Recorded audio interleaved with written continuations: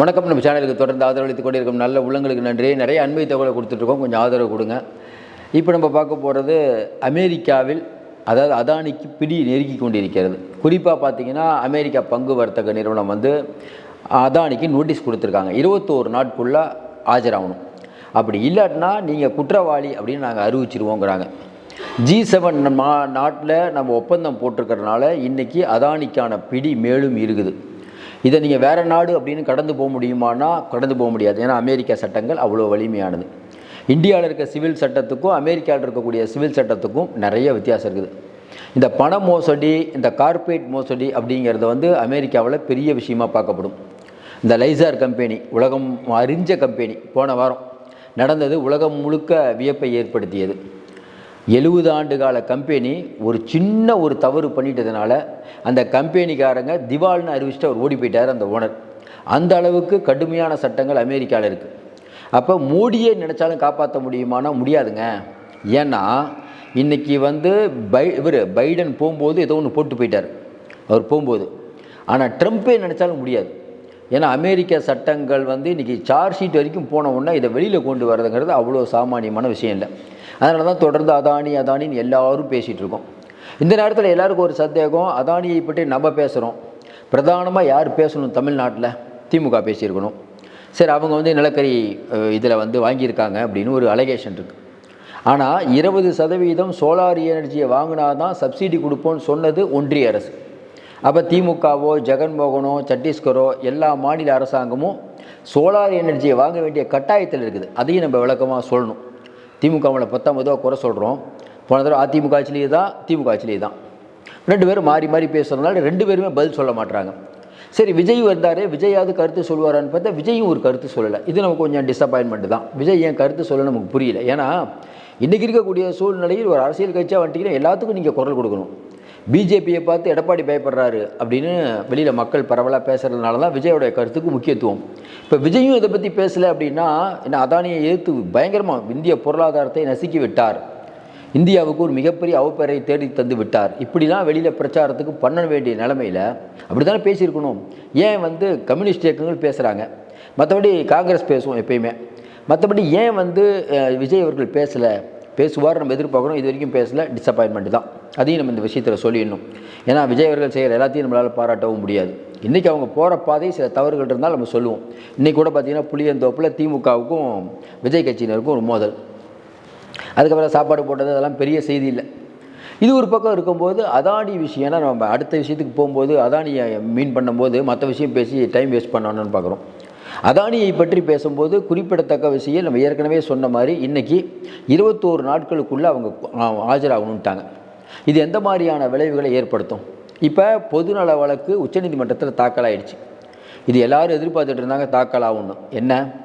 India தேசத்தினுடைய பெயரை வெளிநாட்டுக்கு போய் அங்கே இருக்கக்கூடிய முதலீடுகளை பெற்று இங்கே இருக்கக்கூடியவர்களுக்கு 2500 கோடி ரூபா லஞ்ச குற்றச்சாட்டில் இன்றைக்கி அமெரிக்க நீதிமன்றத்தால் சார்ஜ் ஷீட் கொடுக்கப்பட்ட ஒரு நபர். இது இந்தியாவுக்கு கெட்ட பேர் ஆகுது. அதனால் இதை நீங்கள் விசாரிக்கணும் உச்சநீதிமன்றம்னு உச்சநீதிமன்றத்தில் பொதுநல வழக்கு போட்டாங்க. ஒருவேளை உச்சநீதிமன்றம் இது எடுத்துட்டா உள்நாட்டிலையும் இவருக்கு அதானிக்கு சிக்கல் தான். இப்போ என்ன சிக்கல்? அதானி இப்போ என்ன சொல்லிட்டார் கடைசியாக? அந்த முதலீட்டுக்கான பணத்தை இன்னும் நான் யாருக்கும் கொடுக்கல. அதாவது அங்கேருந்து பணம் வாங்கி 2500 கோடி இங்கே இருக்க முதலாளிகளுக்கு கொடுத்ததாக தான் அமெரிக்கா நீதிமன்றம் சொல்லுது. ஆனால் இல்லைங்கிறார். என்ன சொல்கிறார்? அந்த பணத்தை இது வரைக்கும் நான் வெளியே எடுக்கலைங்கிறார், பணத்தை கொடுக்குறேங்கிற மாதிரி சொல்லிட்டாங்க. ஆனால் இந்தியாவுக்கும் அமெரிக்காவுக்கும் உங்களுக்கு சிவில் கேஸில் நிறைய வேறுபாடு உண்டு. எப்படின்னா இந்தியாவில் ஒரு சிவில் கேஸ் அப்படின்னா உங்களுக்கு தெரியும், அது 30-40 வருஷம் இருக்கும். இடம் டிஸ்ட்ரிபியூஷன்னாலும் வீடு பிரச்சனைனாலும் அது வேகமாக அதனால தான் கட்ட பஞ்சாயத்துகள் பெருகும். ஆனால் அமெரிக்காவில் அப்படி இல்லை. அதாவது நீங்கள் இந்த சிவில் கேஸு, இந்த பணம் ஏமாத்துறது அப்படிலாம் பார்த்தீங்கன்னா உங்களுக்கு ஃபைனே பார்த்தீங்கன்னா பல பில்லியன் டாலர் போட்டுருவாங்க. அப்போ நான் தெரியாமல் பணத்தை வாங்கிட்டு வந்துட்டேங்க, இப்போ அந்த பணத்தை திருப்பி கொடுக்குறேன்னு சொன்னால் அமெரிக்கா ஒத்துக்காது. அப்போ என்ன பண்ணணும்? கொஞ்சமாவது நீங்கள் தண்டனை அனுபவிக்கணும். நீங்கள் தண்டனை கொஞ்சம்னா எவ்வளோன்னா இங்கே நம்ம மாதிரி 5 வருஷம் 7 வருஷம் இல்லைங்க, 50 வருஷம் 100 வருஷங்கள்லாம். அப்போ அதானி அப்படிங்கிறவர் யாரையா ஒருத்தரை பலிகாடாக்கணும். சரி, யாரையா ஒருத்தரை பலிகாடாக்க முடியாதுன்னா அதுவும் ஆக்க முடியாது. ஏன்னா இன்றைக்கி இருக்கக்கூடிய சூழ்நிலையில் இந்தோனேஷியாவிலிருந்து அதானி நிலக்கரியை இறக்குமதி பண்ணுறாரு. அந்த இறக்குமதியை இந்தோனேஷியா இப்போ ஒரு இடத்துலேருந்து நம்ம இன்னொரு இடத்துக்கு பொருள் வாங்குகிறோம்னு வச்சுக்கோங்களேன்.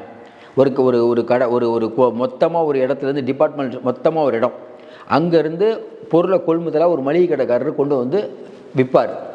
அதுதான் முறை. ஆனால் அதானி எப்படி பண்ணுறதில்ல. இந்தோனேஷியாவிலேருந்து நேராக இந்தியாவுக்கு வரத்துக்கு முன்னாடி ஒரு 6 கம்பெனிக்கு இடம் மாற்றுறாரு.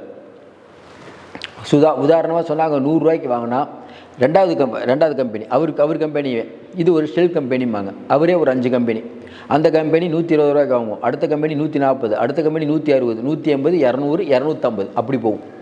அப்போ கடைசியாக வாங்கினது பார்த்திங்கன்னா 300 ரூபா. 100 ரூபா கடைசியாக வாங்கின கம்பெனிலேருந்து இந்தியாவுக்கு ஒரு விற்பார் 350 ரூபான்னு, 50 ரூபா லாபம். ஆனால் உண்மையில் பார்த்தீங்கன்னா கிட்டத்தட்ட பார்த்தா 250 ரூபா லாபம். இதுதான் அதானியோடைய பிஸ்னஸ். அப்போ அதானியோடைய பிஸ்னஸுக்கு உதவி பண்ணுறது யார் அப்படின்னா உங்களுக்கு தெரியும். இதுக்கெல்லாம் ஜிஎஸ்டிலாம் கட்டுறாங்களான்னு கேட்டால் அதுவும் கட்டலை. ஏன்னா இவங்க இந்த ஷெல் கம்பெனியை பதிவு பண்ணும் போதே எந்த நாட்டில் இந்த மாதிரி வரிகள் கம்மியாகுதோ அந்த அந்த கம்பெனிக்கு இத்தாலி உள்ளிட்ட லண்டன் உள்ளிட்ட நாடுகளில் இருக்கக்கூடிய அந்த கம்பெனி, அதுவும் இப்போ பார்த்திங்கன்னா பெரகுவா, இந்த மாதிரி சின்ன சின்ன நாடுக்கும் பண்ணியிருக்காங்க, நார்வேயில் பண்ணுறாங்க. இந்த மாதிரி சிறிய நாடுகளில் இருக்கக்கூடிய ஷெல் கம்பெனி வாங்கி, ஏன்னா அங்கேயும் அதானிக்கு பல சுரங்கங்கள் இருக்குது, நிலக்கரி சுரங்கங்கள். இந்தியாவில் நம்ம கரண்ட்டு பில் ஏறிடுச்சுன்னு சொல்லி திமுக அதிமுக விஜய் எல்லாத்தையும் சொல்லுவார், ஒவ்வொரு கட்சியும் ஒன்று சொல்லும். ஆனால் உண்மையாக இதுக்கு யார் காரணம் இந்த மின் பிரச்சனைக்கு அப்படின்னு பார்த்தீங்கன்னா அதானி தான். இந்தியாவில் பெரும்பாலும் நிலக்கரியை வைத்து மின்சாரம் உற்பத்தி செய்யப்படுகிறது. அப்போ நிலக்கரியை வைத்து உற்பத்தி செய்யப்படும் போது அதானி அவர்கள் இந்த அளவுக்கு இந்தோனேஷியாவிலேருந்து இங்கே வாங்கி விற்கிறாருன்னா அவர் தேச பாதுகாவலர்கள். அண்ணாமலை சொல்கிறாருல, தொழில் வளம் அவரால் வளருதுன்னு. ரைட்டுப்பா, இந்தோனேஷியா நாட்டில் 100 ரூபாய்க்கு வாங்கி 150 ரூபாய்க்கு விற்றா பரவாயில்ல, இந்திய மக்கள் தாங்குவாங்க. 100 ரூபாய்க்கு வாங்கி நீ 400 ரூபாய்க்கு விற்றீங்கன்னா அது இன்னொருத்தனும் அதே தானே விற்க போகிறான். அவன் கம்மியாக விற்பான், உங்களால் அதிகமாக விற்கிறாங்க, கொள்ள லாபம் அடிக்கிறாங்க. அப்போ இப்போ என்ன விஷயம், ஏற்கனவே இந்த இந்த பிரச்சனை வந்ததுக்கு பிறகு அதானியுடைய பங்குகள் கிட்டத்தட்ட 15 லட்சம் கோடி இழப்பு. 15 லட்சம் கோடி 15 ரூபாய்க்கே கஷ்டப்படுற நேரத்தில் 15 லட்சங்கிறது பெரிய விஷயம். 15 லட்சம் கோடி அப்படின்னா எவ்வளவு இழப்பு இன்றைக்கி பொருளாதார ரீதியாக அதானி சமாளிப்பார். ஆனால் ஒன்றும் பிரச்சனை இல்லை, மும்பை கிடச்சிருச்சு, தாராவி ப்ராஜெக்ட் அதெல்லாம் போட்டு ஒரு ஆட்டையை போட்டுருவாங்க. ஆனால் அந்த தாராவி ப்ராஜெக்ட் எடுக்கிறதே சிக்கல். அப்போ 21 நாட்களில் இவர் கொடுக்கக்கூடிய விளக்கம் சரியில்லைனா அது இன்னும் பிரச்சனை ஏற்படுத்தும். நம்ம தொடர்ந்து விஷயம் சொல்லுவோம், துன்பத்தில் இன்பம் இன்பத்தில் துன்பம் இறைவன் வகுத்த நியதி. இப்போ கரெக்டாக மோடி அவர்களோ அமித்ஷா அவர்களோ பிஜேபியோ மகிழக்கூடிய நிலைமையில் இருக்குது இன்றைக்கி மகாராஷ்டிரா வெற்றி. ஆனால் அதை சந்தோஷத்தை கொண்டாட முடியாத அளவுக்கு அதானி விஷயம் இருக்குது. ஏன்னா நம்ம கேட்ட மாதிரி நேற்று நைட்டு இரவு ஒரு பார்ட்டி வைக்கிறதா இருந்தது. ஏற்கனவே பெரிய அளவுக்கு ஜெயிச்சிட்டாங்கல்ல. ஆனால் என்னென்னா அதானி தான் பணம் கொடுத்துருக்காரு. அதானி இல்லாத ஒரு பார்ட்டியா? அதானி இல்லாத பார்ட்டி அப்படிங்கும்போது ஏன்னா அதானி தான் பணம் கொடுத்தது. அதானி அங்கே நான் கலந்துக்கிட்டாரு தெரிஞ்சு அது வேறு பெரிய விவாத பொருளாயிரும். என்ன நினச்சிட்டு இருக்கீங்க, ஊரை சொத்தை உலையில் அடித்து கவுட்டுருக்காரு, அவரை வச்சு நீங்கள் பார்ட்டி கொடுக்குறீங்களாங்கிற ரேஞ்சுக்கு போயிடும். அப்போ நேற்று நிறுத்தப்பட்ட அதானியோடைய பார்ட்டி, இதெல்லாம் ஒவ்வொரு தகவலாக வருது. அப்போ எல்லோரும் கொஞ்சம் டிஸ்டன்ஸை மெயின்டைன் பண்ணுறாங்க. அதுவும் குறிப்பாக பார்த்திங்கன்னா ஏற்கனவே நம்ம சொன்ன மாதிரி உத்தவ் பட்னாவிஸில் இப்போ பட்னாவிஸ் அவர் தான் முதலமைச்சருங்க ரேஞ்சுக்கு வந்துட்டார். நம்ம இது ஏற்கனவே சொன்னோம், ஷிட்டேவெல்லாம் அவுட் பண்ணிடுவாங்க, அந்த கட்சியே இருக்காதுன்னு கொஞ்ச நாளில் பாருங்கள், சும்மா கூட ஒட்டுணி மாதிரி இருக்க வேண்டியதான், ஒரு அடிமையாக இருக்க வேண்டியதான். இப்படிப்பட்ட சூழ்நிலையில் இன்றைக்கி அதானி அவர்கள் இந்த பணத்தை திருப்பி அனுப்பிக்கிறேன்னு சொன்னாலும் இப்போ நீதிமன்றம், அங்கே இருக்கக்கூடிய நீதிமன்றம் இதை சும்மா விடுமாங்கிறது பெரிய கேள்விக்குறி. ட்ரம்ப்பே நினச்சாலும் காப்பாற்ற முடியாது. அப்படிப்பட்ட சூழ்நிலை அடுத்து என்ன நடக்கும்? ஏற்கனவே நம்ம சொன்ன மாதிரி இப்போ அதானி அவர்கள் இதை சமாளிப்பதற்கு மோடி கண்டிப்பாக உதவி பண்ணுவார், அதில் மாற்றுக்கருத்தில் ஜெய்சங்கர்லாம் இந்நேரம் பேசிகிட்டு இருப்பாங்க. ஆனால் தலைக்கு மேலே வெள்ளம் போயிடுச்சு, இனிமேல் பண்ண முடியுமான்னு தெரில. எது எப்படி இருந்தாலும் பெருமளவுக்கான பொருள் இழப்பு. இந்த பொருள் இழப்பு அதானிகிட்டேருந்து போனால் பரவாயில்ல, நம்ம கவலைப்பட மாட்டோம். ஆனால் என்னென்னா இந்த பொருள் இழப்பு அப்படிங்கிறத எதை வச்சு ஈடு கட்டுவார்? அடுத்து மகாராஷ்டிராவில் ஜெயிச்சிட்டாங்க, அதை வச்சு ஈடு கட்டுவார், அங்கே ப்ராஜெக்ட் நிறையா பண்ணுவார், இன்னும் நிலக்கரிக்கு இன்னும் நிறையா பணம் கொடுப்பார்.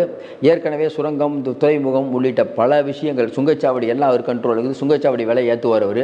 ஏன்னா அவருக்கு இப்படி ஒரு அடிபாதாள ரேஞ்சில் அடி வாங்குது. எங்கெங்கேயோ கஷ்டப்பட்டு சம்பாதிச்ச காசு மோடியை வைத்து பங்களாதேஷ்லேருந்து, கென்யாவிலேருந்து, இலங்கையிலேருந்து, ஃப்ரான்ஸ்லேருந்து, பக்கத்தில் இன்னொரு ஃப்ரான்ஸ் தான் நினைக்கிறேன் ஊருக்கு போயிட்டு வந்தார். அதாவது வெளிநாட்டிலேருந்து வரும்போது அந்த சந்திரயான் நம்ம வெற்றிகரமாக ஏவிட்டோம், மோடி இங்கே வரணும் ஸ்ட்ரெயிட்டாக. ஆனால் மோடி வெளிநாட்டிலேருந்து நடுவில் ஃப்ரான்ஸில் இறங்கி அங்கே இருக்கக்கூடிய அதிபர்கிட்ட மெக்காலவா அவர்கிட்ட பேசுகிறாரு. என்ன சொல்கிறாரு, இல்லை ஒரு அந்த துறைமுகம் இருக்குது, அந்த துறைமுகம் வந்து கவர்மெண்ட் ஏலம் விடுறாங்க, அதை வந்து அதானிகிட்ட கொடுங்கன்னு சொன்னதா பெரிய அளவுக்கு அந்த விவாதங்கள் வந்ததா இல்லையா? அது முடிச்சுட்டு இங்கே வர்றார். வந்ததுக்கு வந்து அதாவது இதில் நம்ம நிலவில் கால் வச்சதுன்னு நினைக்கிறேன். அதாவது இது பெரிய கான்ட்ரவர்ஷியல் ஆச்சு. சந்திரயான் பிரச்சனையில் கூட வராத அளவுக்கு மோடி வந்து அவர் வந்து அதானிகிட்ட கவனம் செலுத்துகிறார். ஏன் சந்திரயான் சொல்கிறேன்னா, எல்லாத்துக்கும் மோடி வந்து தனக்கு அங்கீகாரம் வச்சுக்குவார்.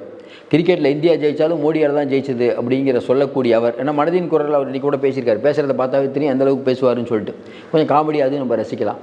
அப்படிப்பட்ட சூழ்நிலையில் இன்றைக்கி அதானிக்கான பிடி இறுகி விட்டது. 21 நாட்கள், 3 வாரம் தான். அப்போ நாளைக்கு வேறு நாடாளுமன்ற குளிர்கால கூட்டத்தொடர். அதானியை பற்றி விவாதிக்க சொல்லுவாங்க. பிஜேபி கண்டிப்பாக ஒத்துக்காது. இன்னும் குறிப்பாக சொன்னால் வக்பு வாரிய மசோதாவும் மற்ற ஒரே நாடு ஒரே தேர்தல் இல்லைன்ட்டாங்க.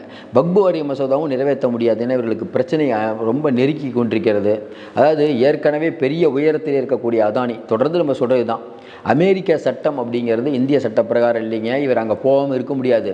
G7 நாடுகள் அதனுடைய கூட்டமைப்பின் பிரகாரம் ஒவ்வொரு நாடும் இன்னொருத்தருக்கு உதவி பண்ணியே ஆகணும். அப்போ G7 மாநாட்டில் வாலண்டியராக போய் மாட்டிக்கிட்டார் மோடி. சொந்த நண்பருக்காக எந்த அளவுக்கும் இறங்கி போவார். ஆனால் அந்த பணத்தை கட்டுவதில் கொடுக்கேன்னு சொன்னாலும் இன்றைக்கி இந்த அளவுக்கு லாக் ஆகிட்டதுனால இது பெரிய விவாதங்களை ஏற்படுத்தும். ஏற்கனவே சீனா, நல்ல ஞாபகம் இது தான் சொல்லணும், இதே மாதிரி தான் பார்த்திங்கன்னா சீனாவில் இருக்கக்கூடிய ஒரு கம்பெனி, அதுலேயும் இதே மாதிரி ஃப்ராடு பண்ணி அது ஒரு பெரிய விஷயமாகி உங்களுக்கெல்லாம் தெரியும்.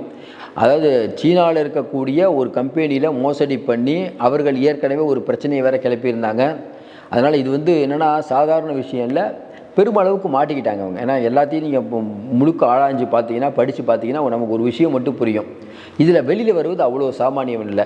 என்ன ஒன்றுனா, இந்தியாங்கிற பெரிய நாடு, அந்த நாட்டில் வந்து இருக்கக்கூடிய ஒரு இந்தியரை வந்து நான் அரெஸ்ட் பண்ணுவேன் அப்படின்னு அவர் சொல்கிறத நம்ம ஏற்றுக்கலை. என்ன இருந்தாலும் அதானி அவர்கள் இந்தியர். ஆனாலும் இந்த அளவுக்கு அவர் அந்த இடம் கொடுத்தது யாருன்னா மோடி அமித்ஷா 2 பேர் தான். 2 அமித்ஷா குஜராத்தை சேர்ந்தவர்கள், 2 அமித்ஷா. இன்னும் குறிப்பாக சொல்லணும்னா எல்லாருக்கும் தெரிஞ்ச விஷயம், இன்றைக்கி அமெரிக்காவில் வந்து பெரும்பாலும் பார்த்திங்கன்னா இந்தியாவிலேருந்து போய் புகலிடம் தேடுறவங்களில் குஜராத்திக்காரர்கள் தான் அதிகமாக இருக்காங்க. அதனால் இந்த விஷயத்தை பொறுத்த வரைக்கும் மக்கள் வந்து யோசிக்காத வரை ஒன்றும் மாற்றம் நடக்காது. காங்கிரஸும் கொஞ்சம் விழிச்சு கொள்ளணும். அதனால் அதானி அவர்களுக்கு பிடி இறுக்கிடுச்சுன்னு நினைக்கிறோம். பணம் கொடுத்தாலும் இந்த பிரச்சனை அவ்வளோ ஈஸியாக சால்வ் ஆகும் நம்ம நினைக்கல. ஆனால் மேல்மட்ட அரசியலில் சால்வ் ஆகும். ஆனால் அது அவ்வளவு எளிதாகல. அதுக்கு நீங்கள் பெரிய பணம் செலவழிக்க வேண்டும். மீண்டும் சந்திப்போம். நன்றி, வணக்கம்.